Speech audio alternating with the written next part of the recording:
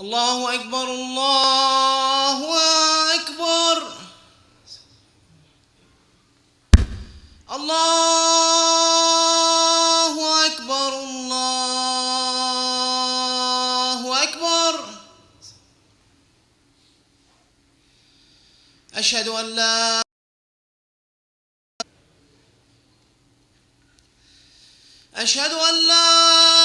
إله إلا الله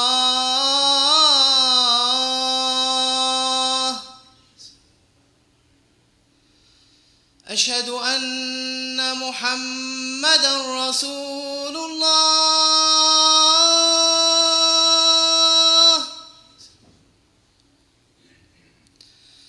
أشهد أن محمدا رسول الله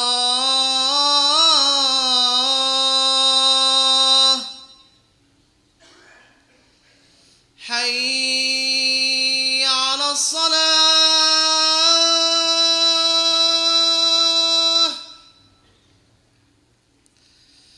حي على الصلاة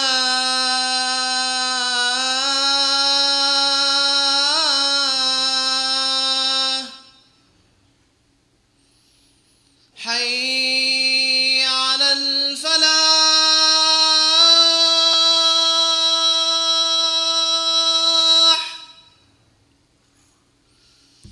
حي على الفلاح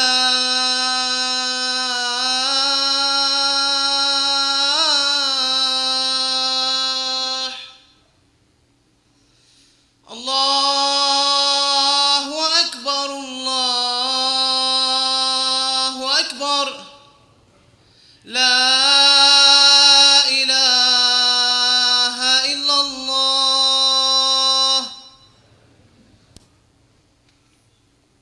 With his wife that were killed in this crash. People from India and Pakistan, they are fully aware of who this person is. And for those people that are not aware, I'd just like to give you a brief synopsis of his life and where he was and where he ended up.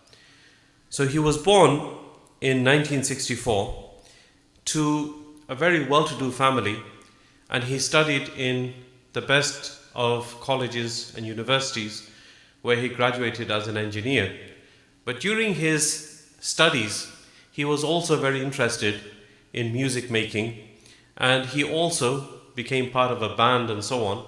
And after graduating, he worked for a while as an engineer, but ultimately he saw that the career that he wanted to take was the career of singing. So he became part of a band which became famous not only in Pakistan but worldwide, to such a degree that he had concerts everywhere. So, and the style of music that he played was unique in the sense that it was a completely different thing to the traditional music that people were used to hearing in Pakistan, and it actually attracted a lot of the younger generation. So most of the people that grew up in the 80s, they are familiar with his music and familiar with what he used to do.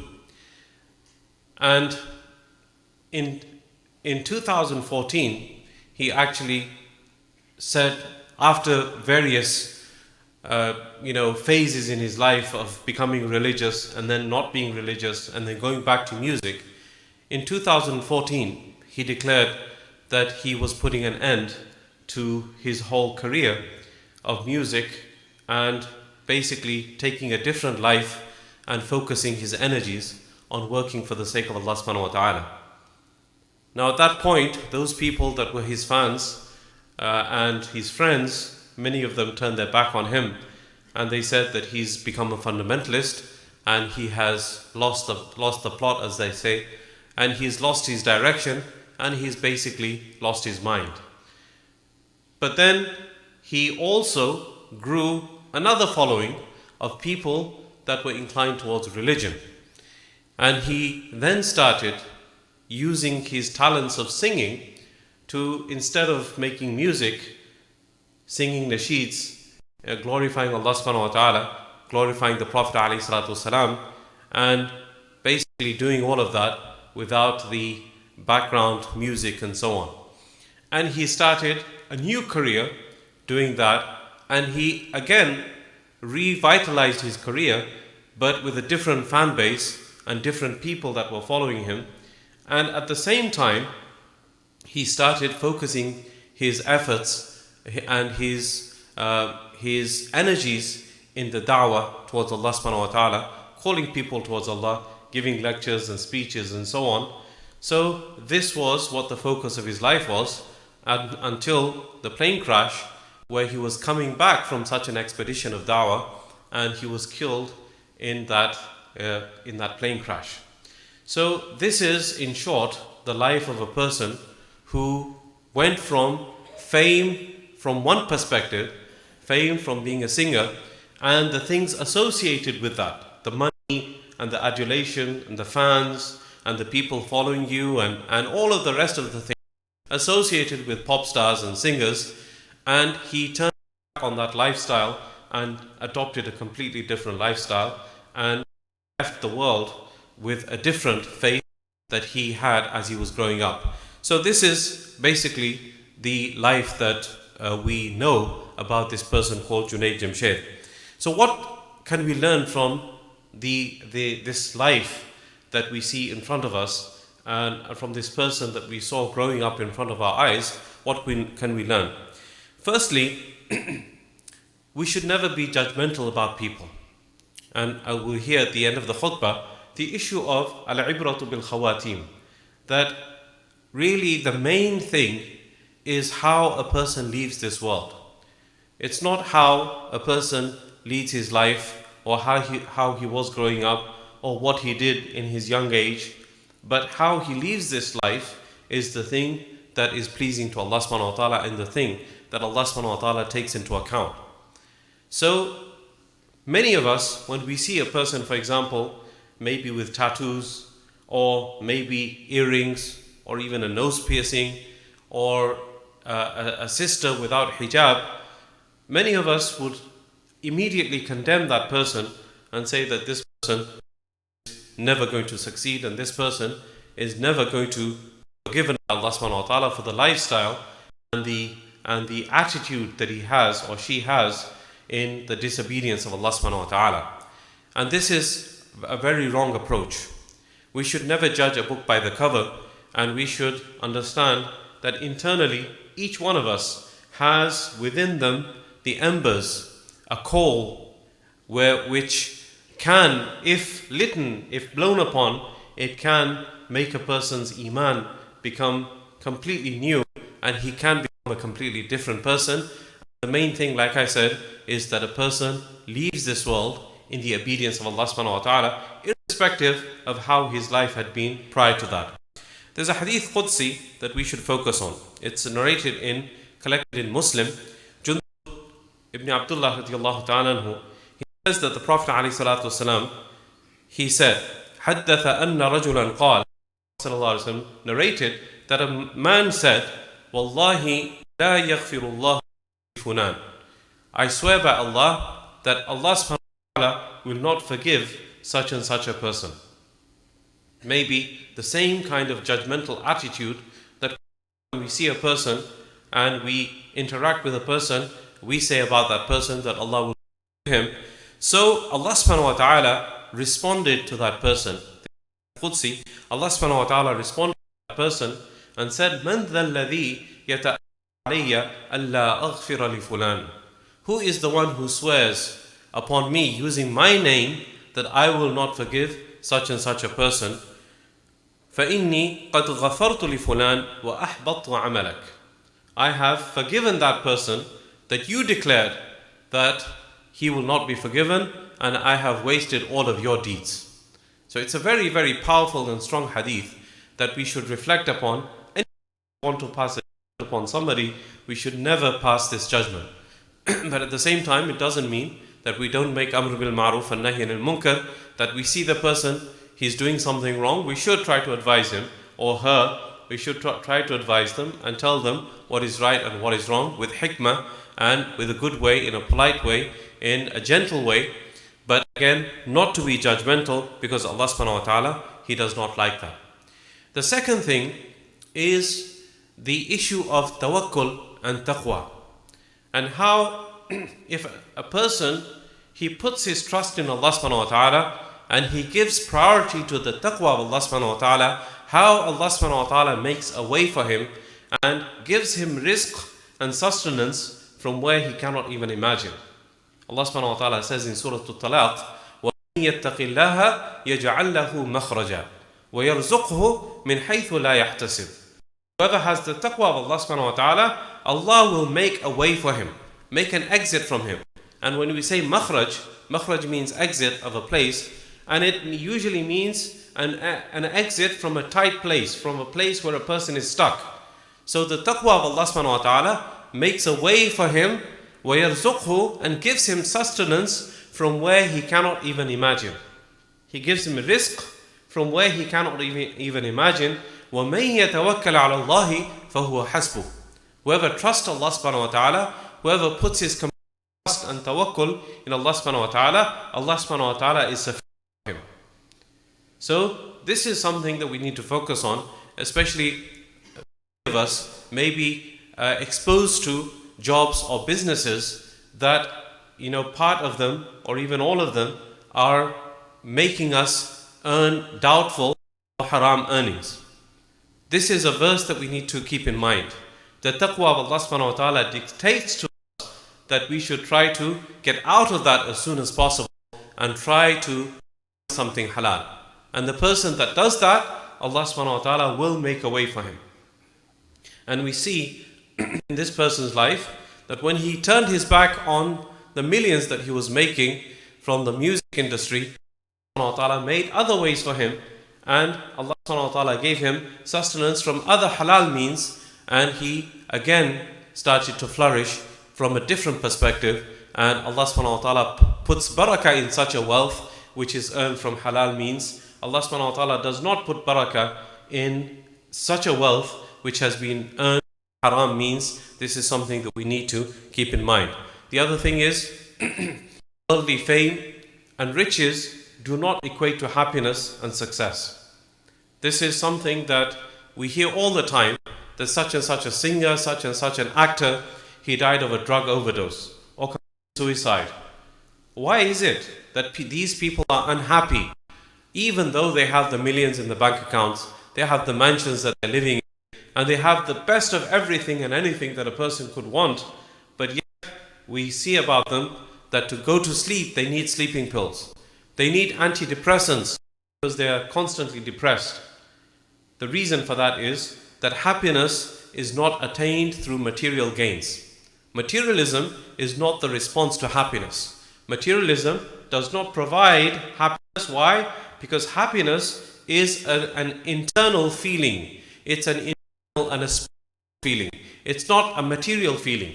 So when you throw materialism and you get happiness, it's not going to work. Happiness is only in Allah subhanahu wa ta'ala. الَّذِينَ آمَنُوا وَتَطْمَئِنُّ قُلُوبُهُمْ بِذِكْرِ اللَّهِ لَا بِذِكْرِ اللَّهِ تَطْمَئِنُّ الْقُلُوبِ. Be aware that only the remembrance of Allah subhanahu wa ta'ala will the hearts find happiness and peace. Only through the remembrance of Allah subhanahu wa ta'ala. And the remembrance of Allah means that remembering Allah in the time of His obedience. When you're about to commit a disobedience, remembering Allah subhanahu wa ta'ala and not to commit that disobedience. To fulfill the commands of Allah subhanahu wa ta'ala on a daily basis. Whenever something is obligated upon me, I fulfill that. That is the remembrance of Allah. And in addition to that, the nafil ibadat, the recitation of the Quran, this is what is the dhikr of Allah subhanahu wa ta'ala, and through that we get that fulfillment, that tranquility, that happiness that we may be seeking through material gains, and that is a goal that we can never achieve. And that is the reason that many of these celebrities, they basically are happy, unhappy, depressed, and they rely upon medicines and drugs to get through their lives because of the fact that they feel this void in their life. They don't know how to fill that void, but Allah subhanahu wa ta'ala has given us the answer to that. 1400 years ago, and through all of the Anbiya alayhi salatu wasalam that came before, that happiness is only in pleasing Allah subhanahu wa ta'ala. And that is why Allah subhanahu wa ta'ala says, وَمَا الْحَيَاةُ الدُّنْيَا إِلَّا مَتَاعُ الْغُرُورِ. This worldly life, it's simply a life of delusion, a life of trickery. The shaitan is playing tricks on our mind. We need to focus on having a life that is in the obedience of Allah subhanahu wa ta'ala, and that is what makes us happy. The second thing we learn from this incident is the fact that we should strive to have the best friends possible. Those kinds of friends that when we leave this world, they make sincere du'as for us. Not just have, some kind of memorial where they remember us and remember us for all the good times that we had together, but sincerely raising their hands and crying in front of Allah subhanahu wa ta'ala and making dua for us. We need to find such friends. And we need to focus on our friend circles. Are my friends those people that are engaging in ibadah and worshipping Allah subhanahu wa ta'ala, or are they far away from Allah subhanahu wa ta'ala? As the Prophet ﷺ said, Al-mar'u ala dini khalili, falyanzur ahadukum man yukhalil. A person is on the religion of his friends, so each one should see who his friends are. So I need to make friends that will make dua for me after I leave this world.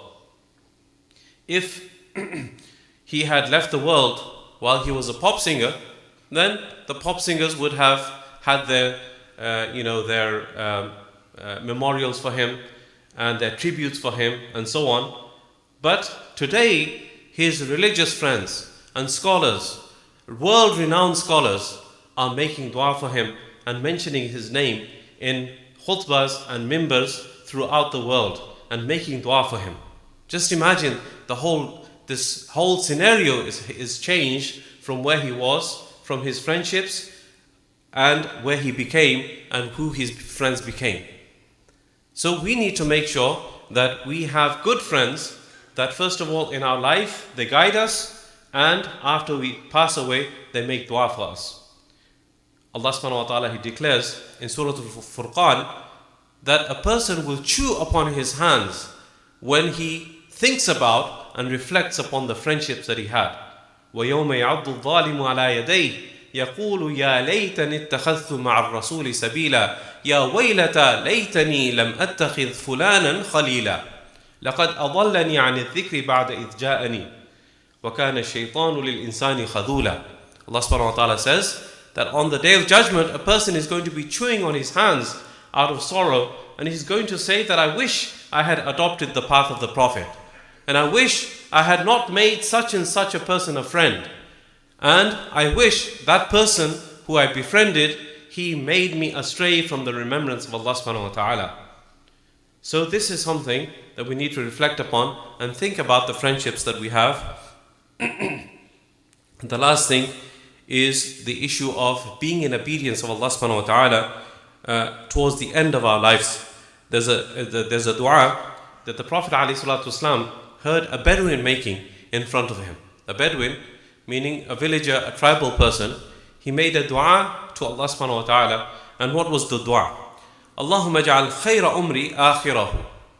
Oh Allah, make the last part of my life the best of my life. The last part of my life, make it the best.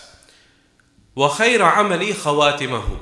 And the best of the deeds that I do is the last of the deeds that I do in this world. Make those deeds the best that I could do. Wa khayra iyami yawma alqaq. And the best of the days in my life would be the day that I meet you, Allah subhanahu wa ta'ala. Meaning, when I leave this world, the day that I'm leaving this world, it should be the best of my days, and it should be the day in which I am so happy to leave this world and to meet Allah subhanahu wa ta'ala. The question is that are we leading our lives in such a way that is pleasing to Allah subhanahu wa ta'ala or not? If the death was to come to us today, would we be happy to leave this world and meet Allah subhanahu wa ta'ala or not? So first and foremost, we should be making this dua, and not only making this dua, we should be living this dua and making this dua as today is the last of my days.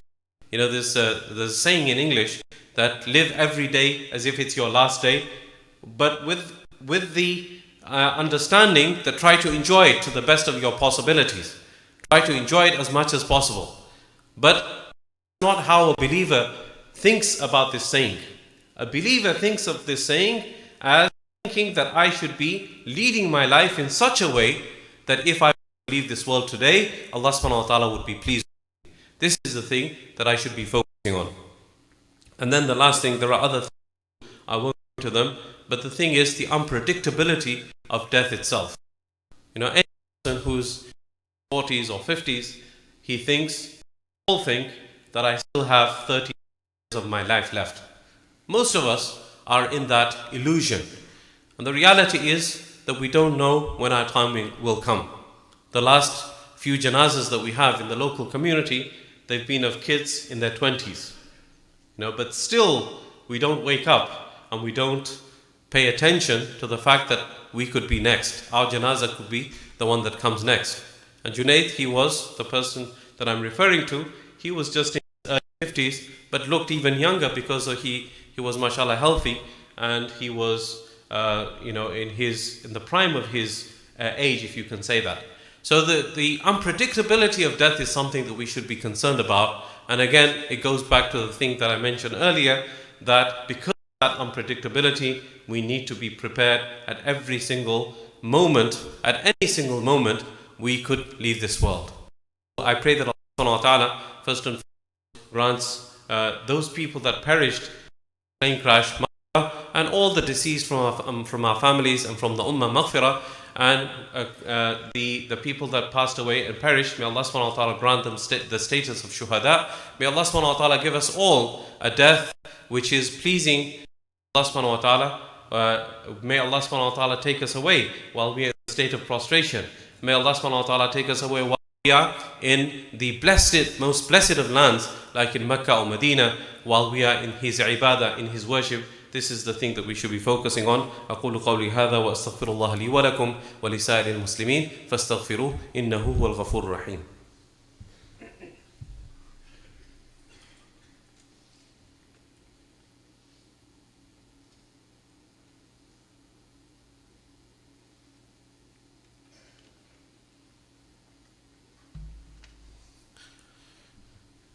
الحمد لله نحمده ونستعينه ونستغفره ونؤمن به ونتوكل عليه ونعوذ بالله من شرور أنفسنا ومن سيئات أعمالنا من يهد الله فلا مضل له ومن يضلل فلا هادي له ونشهد أن لا إله إلا الله وحده لا شريك له ونشهد أن سيدنا ومولانا محمدا عبده ورسوله. أما بعد، قال الله تبارك وتعالى: إن الله وملائكته يصلون على النبي يا أيها الذين آمنوا صلوا عليه وسلموا تسليما.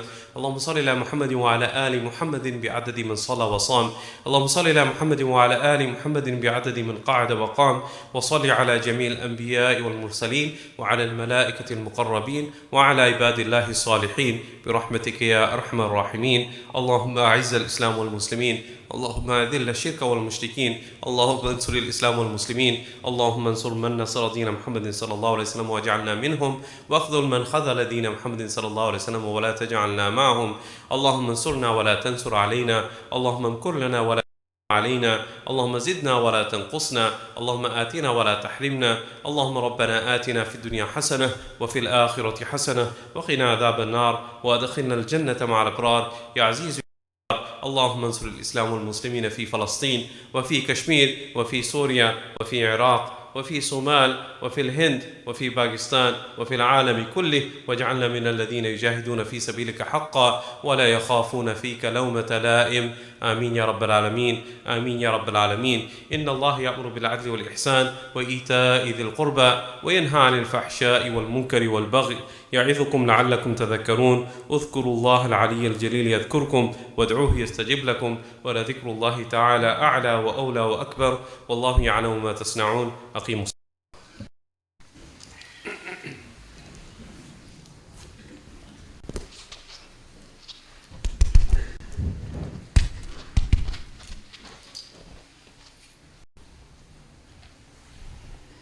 الله أكبر الله أكبر. أشهد أن لا إله إلا الله.